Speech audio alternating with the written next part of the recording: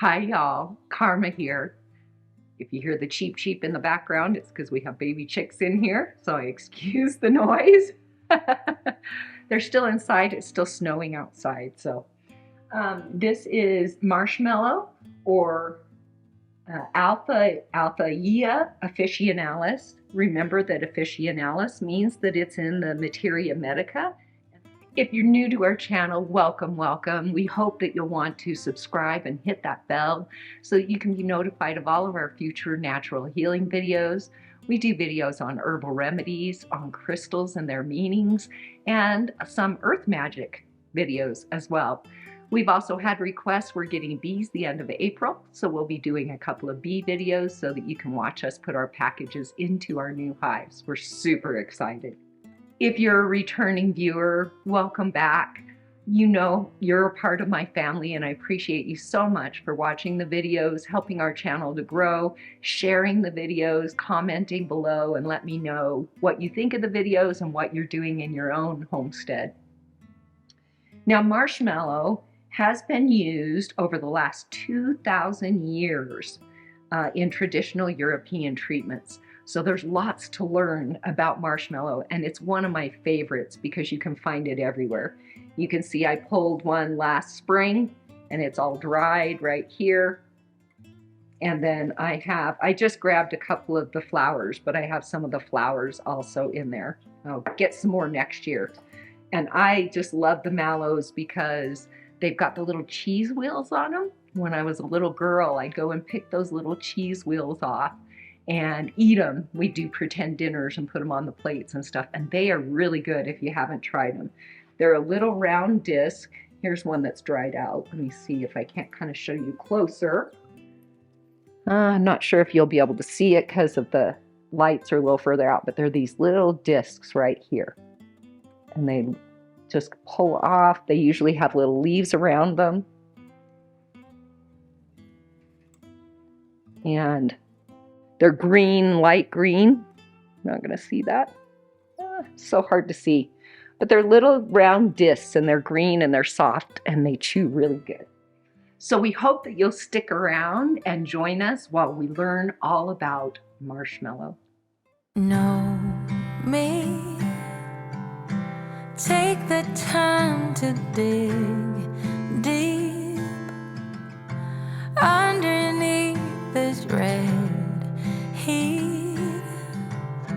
We could really meet.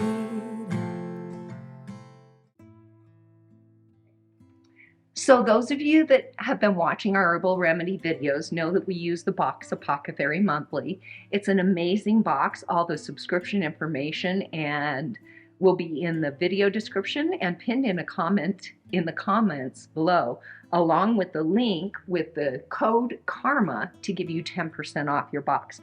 I buy these boxes, so I don't get anything from them, but they have been gracious enough to give me a 10% discount code for my viewers. So it's a great box, comes with everything you need to make a main project and sometimes two projects. Like in this project, we're going to make marshmallow root cough lozenges and some wild cherry tincture bark that goes into the recipe.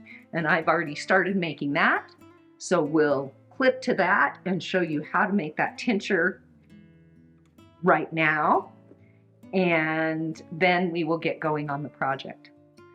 So I'm going to share some information with you in the booklet. The booklet has so much more than I'm sharing. I'll share this page with you. It has growing and harvesting marshmallow, wild cherry bark tincture that I've already got made up so that it's ready to go for a recipe, marshmallow lozenges, which we're going to make together.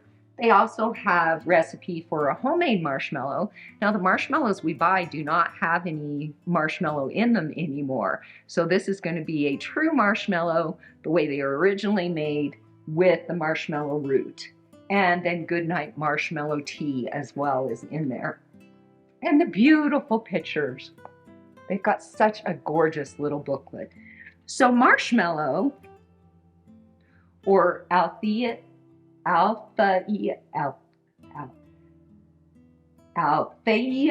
officinalis. I am not very good with Latin, Marshmallow, also known as marshmallow, has been used for millennia as an edible food for its soothing properties. It is in the mucilage-heavy Malvaceae family and is an herbaceous perennial that can be found growing alongside marshes, seas, riverbanks, and other equally damp areas. It can be decocted or cold infused as marshmallow root tea.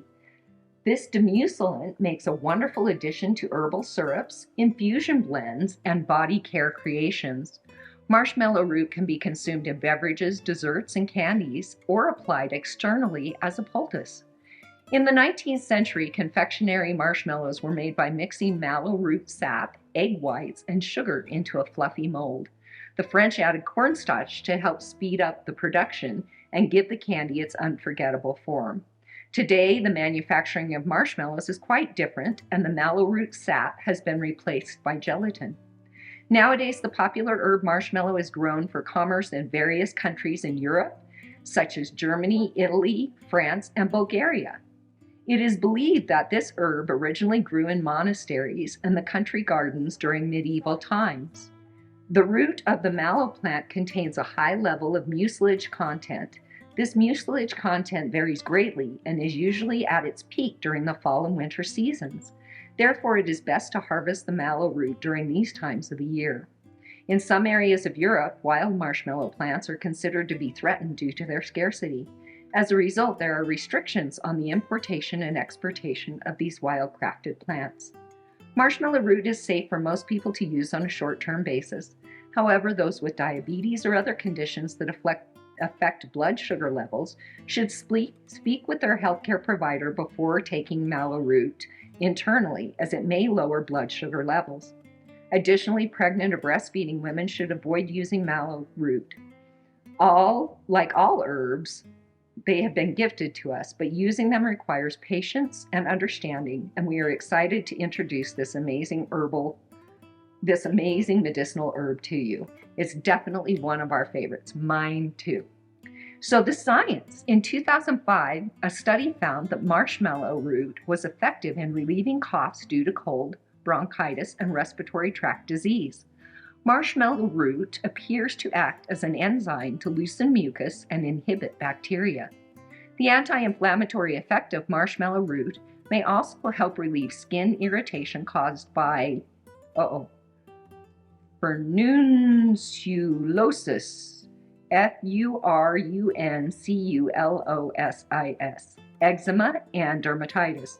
Animal studies suggest that marshmallow root extract has the potential to treat gram-positive bacteria. Traditional uses. Marshmallow root has been used in traditional European treatments for over 2,000 years, and its first recorded use being 9th century BCE in Greece. From Greece, its use spread to Arabian and Indian medicine, where it is also used to treat inflammation, bronchitis, pneumonia, and kidney stones. Usage steadily increased throughout its history, and by the 19th century, marshmallow remedies were mass-produced and available to the public. Even today, it is approved by many countries as a treatment for coughs. Potential risks. Marshmallow is generally considered safe. Like always, seek medical advice if pregnant or breastfeeding. Marshmallow can cause skin irritation in those who are allergic. Although rare, some people report gastrointestinal problems, such as nausea, cramping, bloating, or diarrhea. In some people, marshmallow can cause low blood sugar, so there is a chance that it can interfere with medication for diabetes, so talk to your doctor before using it. The first step that we had to do was make the wild cherry bark tincture, and I have a video where I made that. Let's talk a little bit about the wild cherry bark tincture and why it's going into our lozenges. Wild cherry bark has been used for more than 400 years in its powerful antitussive or cough-suppressing action, and as such is indicated in dry hacking coughs and helping with coughs that is often found in cough syrups still today. So first we're going to make the cherry bark tincture. It's going to take a month for that to get ready, so I'm going to make that now, and then I will film the rest in a month. And we are going to do 1 part cherry bark to 4 parts alcohol. Now in the box, they send you everything that you need, but they can't send alcohol through the mail.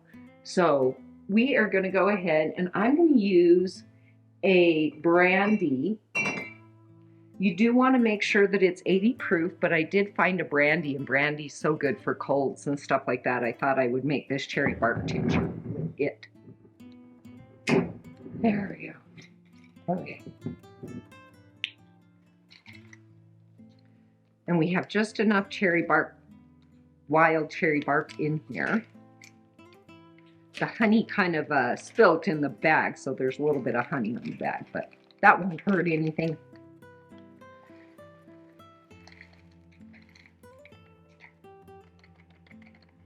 So we have our wild cherry bark in there, and I'm using a dark glass. I know a lot of times I've used a clear glass so you can see, but the dark glass is good for doing tinctures because it keeps it dark. I do cover them too though.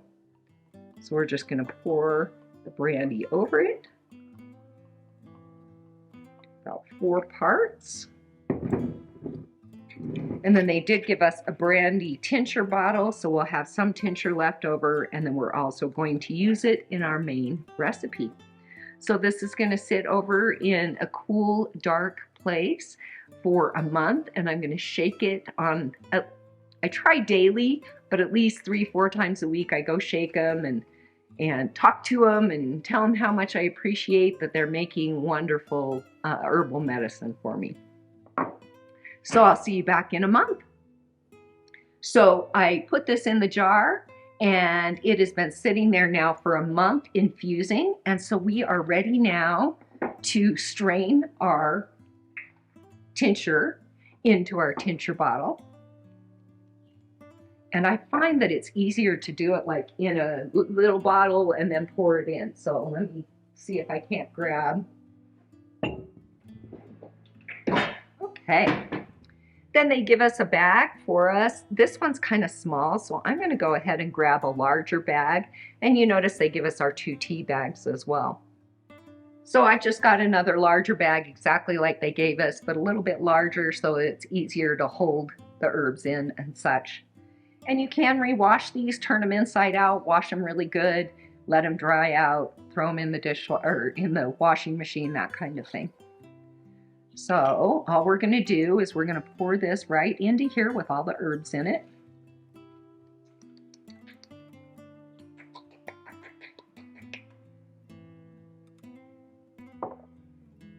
And then all you have to do at the end is squeeze out the herbs and get all the good tincture in there. I feel like the last little bits have the more potent medicine.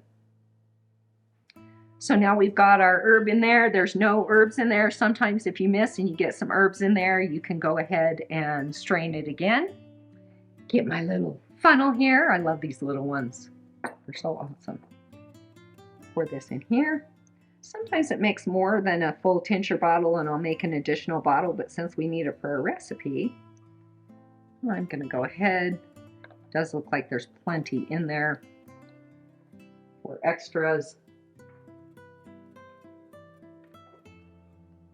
There's our 1 bottle of our wild cherry bark tincture, cough with spasms, or a dry hacking cough. And I love that they've got them all labeled there, so you see how much to take and everything. It says shake well, take a full dropper full up to 3 times daily. So there's our tincture. And then we still have tincture left over. I can put it in another bottle, or we also need some for a recipe. So I'm going to go ahead and put this aside for right now to use in our recipe. Now we're going to start making our marshmallow lozenges. It says for this month we're going to be creating marshmallow herbal lozenges to help treat sore throats and coughs as we prepare for cold and flu season. Now this box is number 18. It did come out in December of 2022, so perfect timing for these. We're in the middle of March here, and it'll probably be April or so before this video goes up, but we still have snow outside, so we still have active cold and flu, and so these will still be great to have on hand. One of the challenges with dealing with herbal medicine is creating delivery methods that work in concert with the alignment being treated. So you know that we've got salves and ointments, we've got oils, essential oils, we've got tinctures, we've got lozenges, we've got all kinds of different ways or methods to deliver the herbs that we're using. And there are different ones that will work better for different things that you're trying to do. So it's important to know whether it's better to use it as an ointment topically or a tincture internally, those kinds of things. For sore throats and cough, we are trying to soothe inflamed tissue and lining of the esophagus, so long exposure is the key.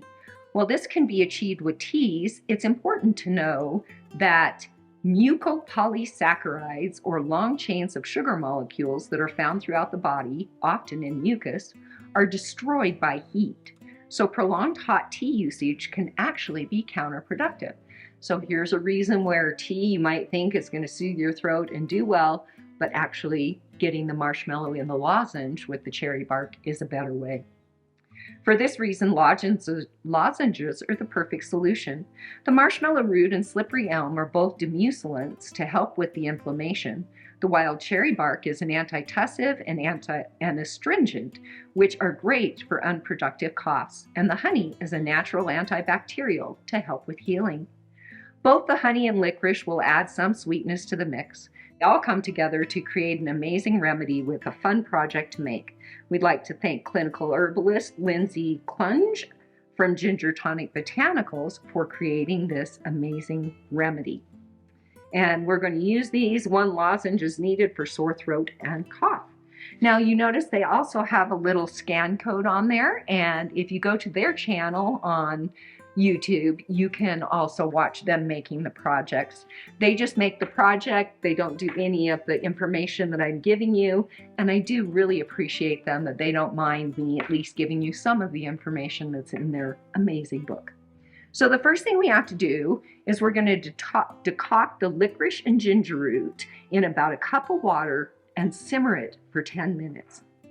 So while we're waiting for that to simmer, I'll give you the information that I learned in my naturopath and also the potential magical uses of the herb, because I think it's just fun to learn those things. So we have everything we need here. So we're taking our licorice root and ginger. It's 1 tablespoon of licorice root and 1 teaspoon of ginger root. Well, Siri keeps talking to me. So the ginger root in there, licorice root. These are going to be great lozenges with all these amazing herbs. Licorice root.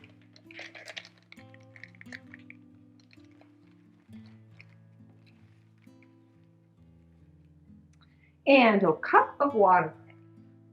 We're going to simmer that. Want it to boil. I'm going to turn it on to about 3 or 4 to get it going. So while we've got that starting to simmer, and it's supposed to simmer for 10 minutes, so I think I may put it on for 15. Just so that, because it's got to heat up and start simmering, and I really want some good decoction in there. So while we're waiting on that to decoct, let's talk a little bit about what I've learned in my naturopath class. So I thought it was really interesting that in 2000 BC, the root was made into candy by Egyptians for pharaohs and nobility, especially with the honey in it. Not many people that weren't royalty got sweets and things with honey. And that candy was made with mallow, honey, grains, or ground nuts, and then it was baked. So sounds really good. Because I do the Middle Ages recreation thing, I think I may have to find that recipe and make it. What do you think? Something you're interested in seeing me make? Let me know. So the herb, the energetics for mallow is cooling and moistening. And the properties, it's an anti-inflammatory, a demulcent, which means that it softens, relieves, and protects mucous membranes. A diuretic, which increases the flow of urine. An emollient, which means that it softens, relieves, and protects the skin.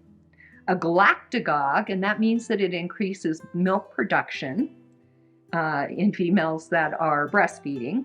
It's a laxative, a nutritive because it supplies nutrients, and a vulnerary. A vulnerary means that it promotes healing, fractures, cuts, wounds, and burns. The parts used of the mallow plant or marshmallow is the root is most commonly used, and the leaves and the flowers are used in salads and foods. Yes, you can go out in the spring and you can pick these little leaves and put them into your salad. You can also pick those little round discs that I call cheesies, and you can put those in your salads as well. The tincture made from the dried root is a mucilage, doesn't extract well in alcohol, so it's often used to soften, harden lymph nodes. It's used a lot for kidney stones, respiratory congestion, dry coughs, stomach soothing, and constipation. The organs that it affects are the lungs, the stomach, the large intestine, and the bladder. The root powder is very absorbent and doesn't affect other herbs, so it's ideal for pills, lozenges, to give it some of that softening effect. So it can be combined with other herbs without affecting their ability to absorb. The roots are full of slimy juice. Soak roots in the water and they will thicken it like jelly. The roots source oxygen, calcium, and magnesium. The Romans used it as a food delicacy.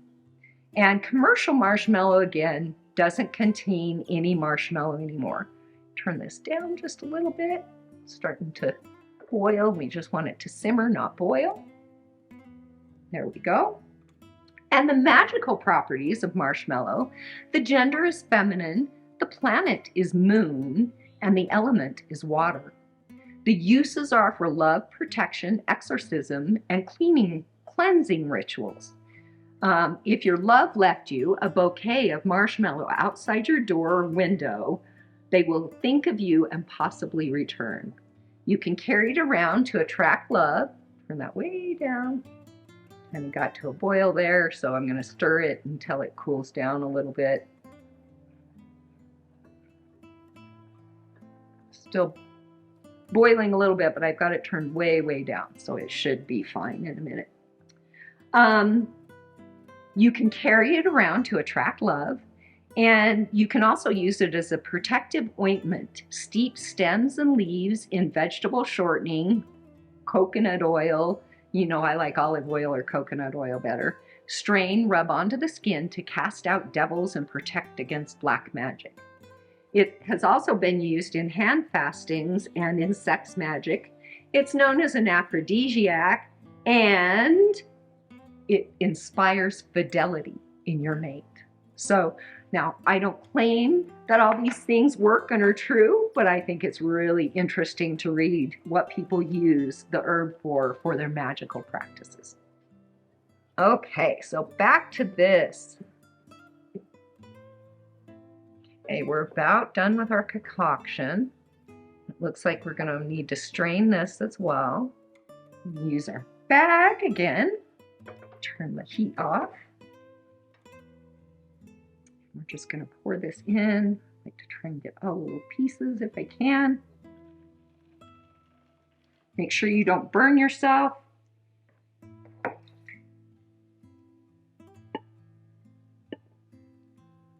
like to get all those herbs down in that bag.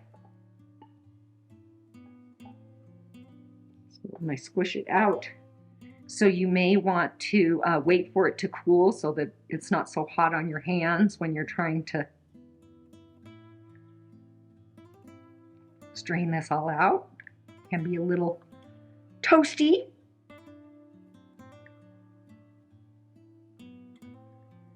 Okay. So now we've got our decoction all done here. So now we're going to measure out the honey in a measuring cup and pour the licorice and ginger decoction plus the wild cherry bark tincture.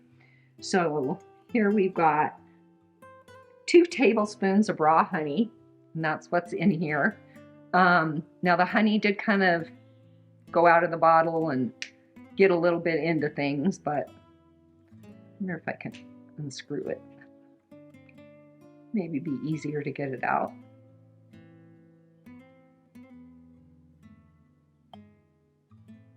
And I'm so excited when we get our bees, I'll be able to have my own honey.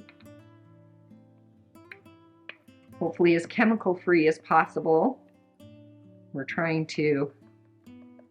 We are going to work overtime to develop queens and hives that don't need all the chemical treatments that most people are having to use on their hives right now, because I get worried that if we're so used to using the chemicals to treat the varroa mites and stuff like that, is it making our bees less able to take care of it?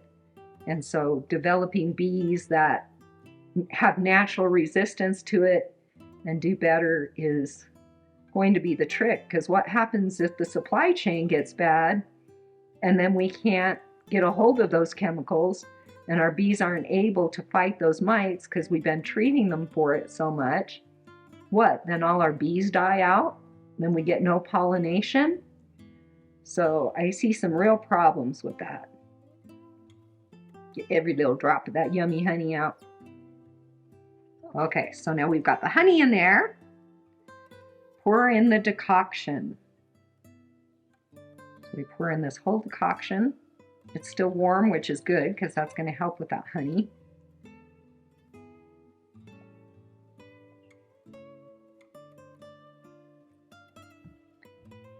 Then 10 milliliters of wild cherry bark tincture.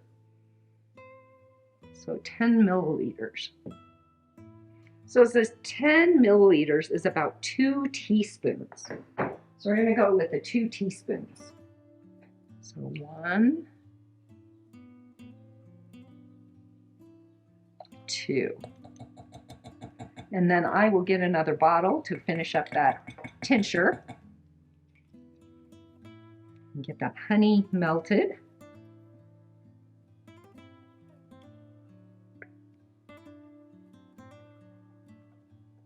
So we're just stirring this now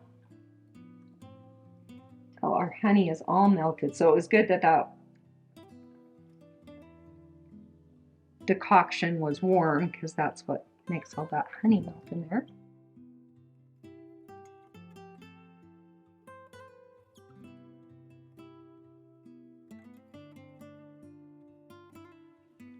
Step 3, in a separate bowl, add mallow root powder and make a little well in the center. And that's half a cup, which is how much is in our little apothecary. And this is mallow root powder.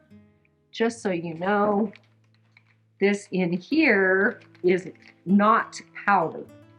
So the replacement herb that they've given us in here is just regular marshmallow. So it is not the powder. And it doesn't say powder on the bottle. So they've given us powder for our recipe. Add the marshmallow powder to this bowl.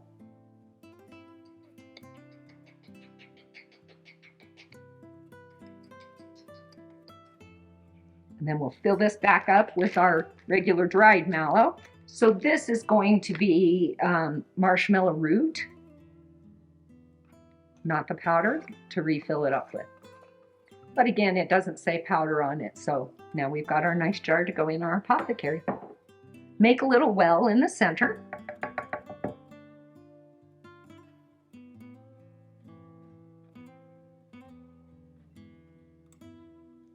Got our little well there, kinda. The powder's not cooperating very well, so I've kind of tried to make a little well there in the center. And then we're supposed to drop this in here.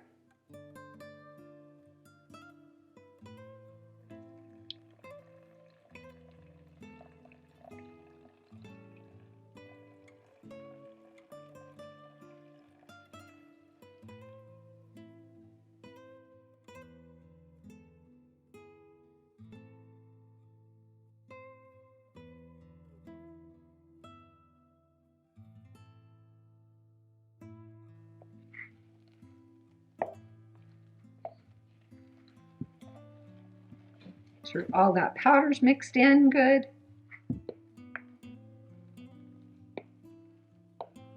You can see the mucilaginous how it's all like slippery and mushy. You should be good. Okay, so we've got that all done. It says mix well and thoroughly together with your hands until you have a dry dough texture. Now we don't have quite a dry dough texture. It's a little bit of a wet dough. So we'll continue.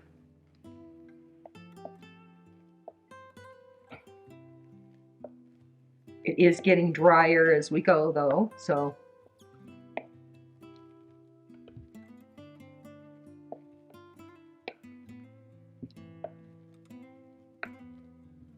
continue on.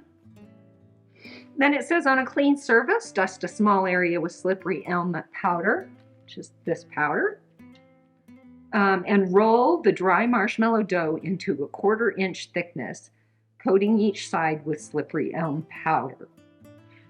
And you know, I do have a rolling pin that does have the measurements on it. So let me get that one out. Okay, so 1/16, we need a 1/4 inch, 1/8 of an inch, 1/4 inch, the red ones. This is the coolest little rolling pin because it does have those measurements on it. So we're going to go ahead then and take these reds, put them back on, and that will automatically measure a 1/4 inch for us, which is really nice. Especially with these recipes, you do want to try and get them exactly the width and that they say, because if you get them too thick, they might not dry out well. Now it says to put a little bit of the slippery elm powder down. I'm going to put it in here because it's easier to get it to go out equally.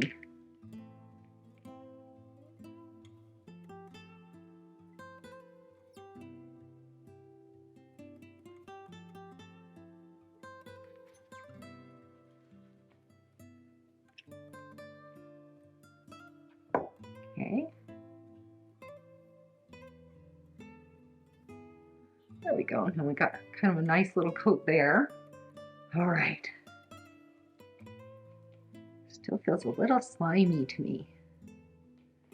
Sometimes I find I might get too much liquid in the recipes or something. We're going to go ahead and work it with our hands.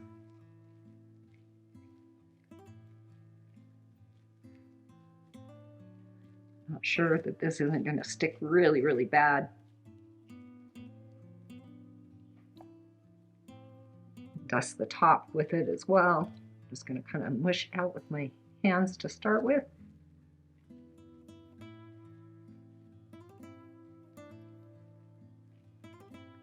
I'm going to dust it with a little bit of powder and hopefully have some left over to dust at the end. Yeah, looks like I have enough. There we go, and then save the rest to sprinkle over them. That will just kind of help with the rolling pin not sticking quite so bad. So again, with this little thing, it goes right down to where it's supposed to go. And it won't get any smaller than the 1/4 inch, which is kind of nice.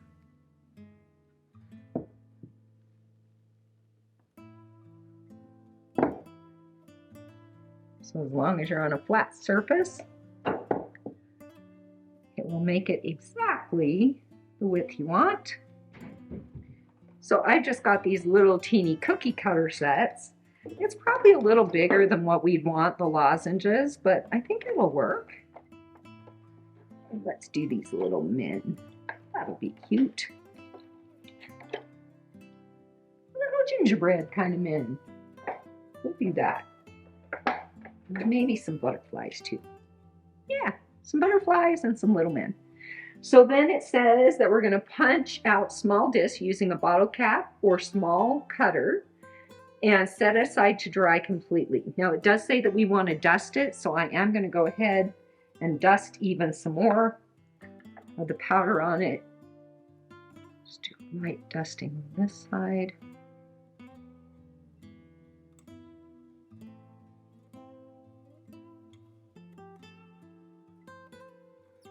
We'll see if we can turn it over. Oops, that's not going to work very good. Not sure if this is going to work well. Wish me luck. There we go. Okay, and then finish.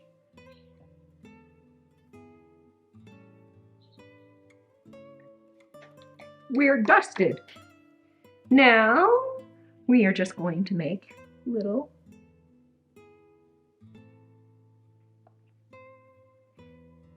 do these punch out? No, they don't. How am I going to get that out of there? See if I can't get it out with this.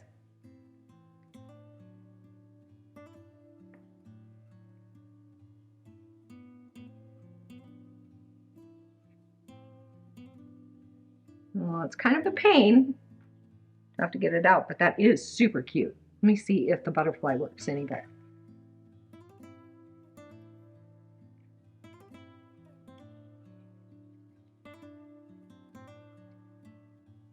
This is kind of a pain. They are cute though.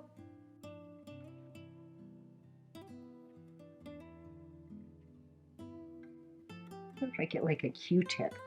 Okay, my camera battery died, so hopefully we got most of this in here, and I'm just continuing to work on cutting these out. It's going to take me a little while, so I'll probably fast forward through this part. I do like that with these I can get them really close though.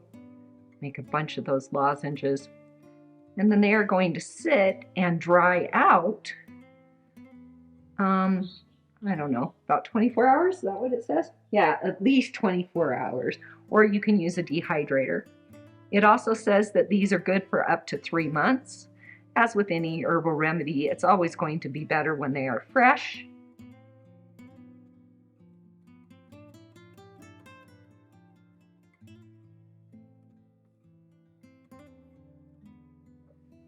And if you can't see, look out that window. It's snowing. Mid-March. We're getting some of our last storms. We're getting excited for the snow to be gone. Although I'll miss skiing, so not quite ready for it to be completely gone. Get at least 3 or 4 more weeks of skiing in. They've got, gosh, something like 135 inches or something up at our ski resort still. So a lot of good snow bays, but not always the best weather. So if it gets too warm, then it can get, you know, icy in the morning and slushy in the afternoon. So not the very best ski weather. But the fact that we can ski so long and we still have so much snow, especially after skiing a lot in Arizona and different places where the snow is always crappy. We're super lucky to be up here.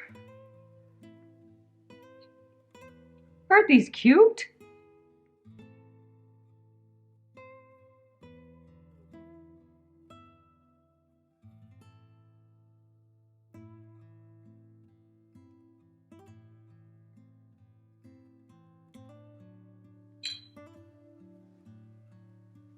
Still have a good amount left.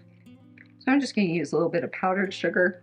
Not going to be as nutritious, but at least to help with the sticking.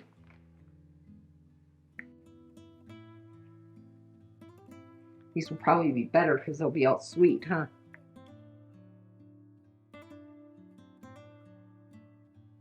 And we'll just finish this up. I'm going to put a little bit of powder on them again just to kind of help.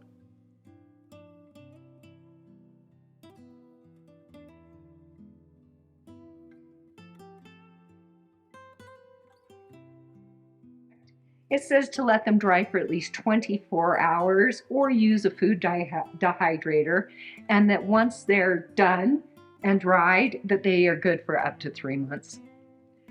And that way we have our marshmallow root cough lozenges that will go in here. Although there's going to be a lot more than what will fit in this tin. And then we also have our wild cherry bark tincture that's good for dry coughs and colds as well. So what did you think of the project this month and learning about mallow? Tell me one thing you learned about Mallow that you didn't know when you started watching this film. I hope you've enjoyed our time together. I appreciate y'all so much. Don't forget to hit that subscribe and bell button if you haven't already, and be a part of our awesome, amazing community. And remember, come back often to the channel where you can say, Karma's my friend. Bye, y'all.